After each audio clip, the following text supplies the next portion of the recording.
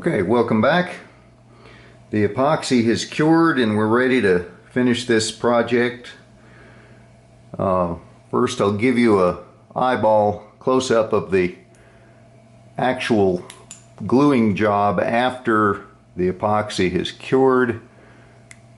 You'll see there's a very thin, it's transparent, so you might not be able to see it very well. I'll do what I can with the still photos before starting to sand on this thing.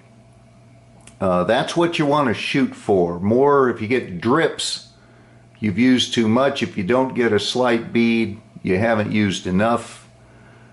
It's possible with too much pressure to starve the joint with glues, and if you don't use enough, you'll end up with a gap that is translucent and looks bad.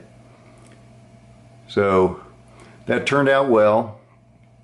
The insert has also been glued in place, and the stem, I gave it a quick tune-up for fit, and we now have a functional pipe once again. Really all that's left, clean up the entire thing like you would in a state, get rid of this glue line and polish this horn, radius the edges on the sharp edge here and the one that's on the inside here, mostly because it looks fine as is, but the original was that way, so might as well keep it as original looking as possible. So that is it. Now, because in the time this has been curing, I've received a few messages over the internet from people that were wanting to know more of the detail involving sanding and filing processes that I use. They said, well, it's well and good that you can do that stuff, but we want the details, so don't just dismiss them. Well, in that vein, then, we'll talk about this particular job of getting rid of the glue line here, because that would be outward bulge. Concave is inward. That's a tricky line to hold, and sanding sticks and files don't typically address this shape here, this inward curve. So you've got two choices. One is you can actually make your own tool to do the job. In this case, it's just a cheap piece of slat wood that has been ground into kind of a half moon shape and then lined with rubber. That's just contact cement holding a thin sheet of rubber on there. You can use that for sanding, or you can improvise and take a tool that's the right shape to begin with. And this is a type of file that's rounded on both sides, one more sharply than the other, and the flatter of the two sides on this file is a very nice gentle curve that would work really well for this project pipe. So I just took some masking tape and some of this mouse pad stuff that you hear me talk about all the time, because you can buy it by the square yard anymore for practically nothing. It comes in handy for sanding in so many ways.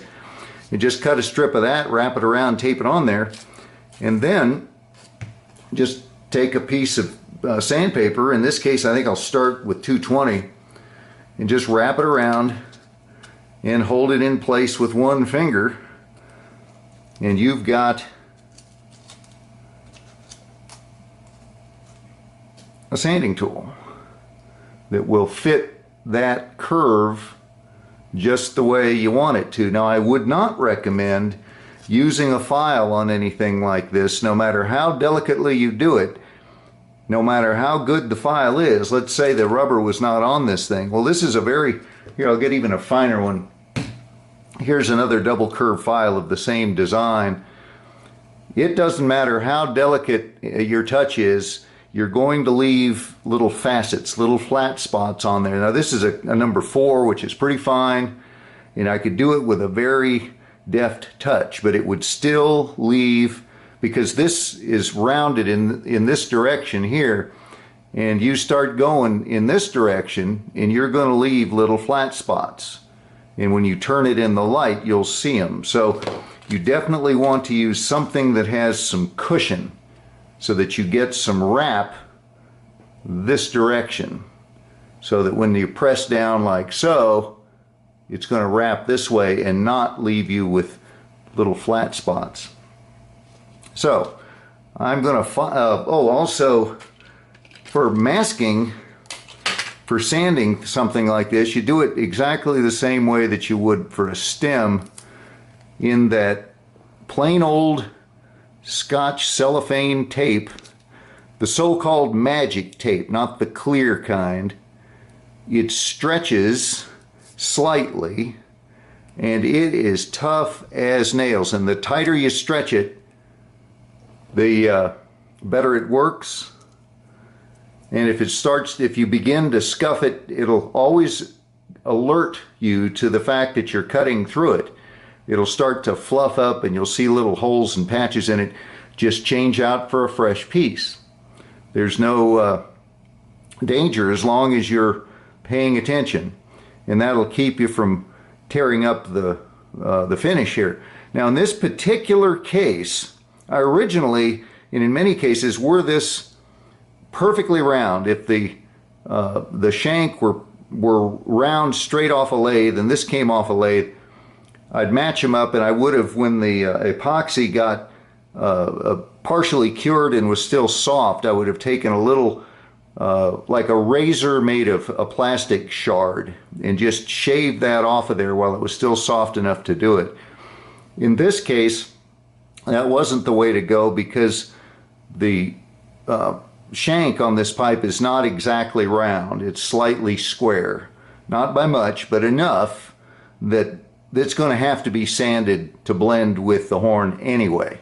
And if it has to be done anyway, then why add extra work to the project? So this is going to have some scuffed marks in the finish here when it's done, because it'll be necessary to avoid having a step on a few spots around here that we'll have to blend the wood into this, or vice versa, but you kind of have to compromise and get some of each, and then that has to be touched up.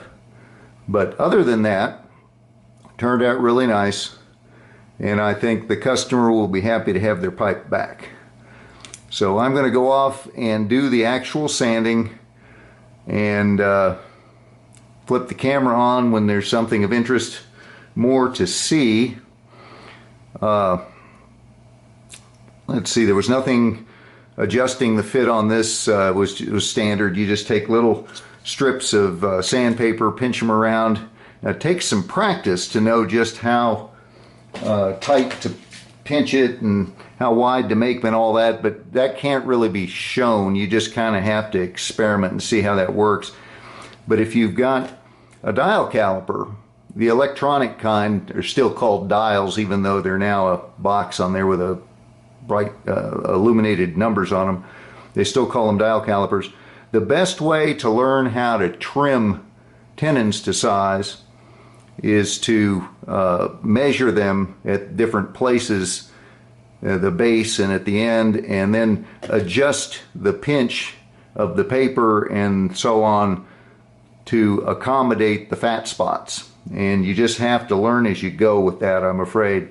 But it quickly becomes second nature. You know just what paper to grab and how tightly to do it and so on to get the desired result the first time. It's pretty much a non-issue with a little bit of practice. Otherwise, there's some chatter here that needs to be raised with heat. This needs to be sanded and polished, the bowl cleaned just the way they always are. So other than the getting rid of this glue line, any restaining that might be necessary, and the polishing of this horn and the slight radius on these edges, it looks like we're done. And again, if there's something between now and then that comes up that looks like it would be of educational interest, I'll include it. Otherwise, the next time you see this, it'll be the finished product.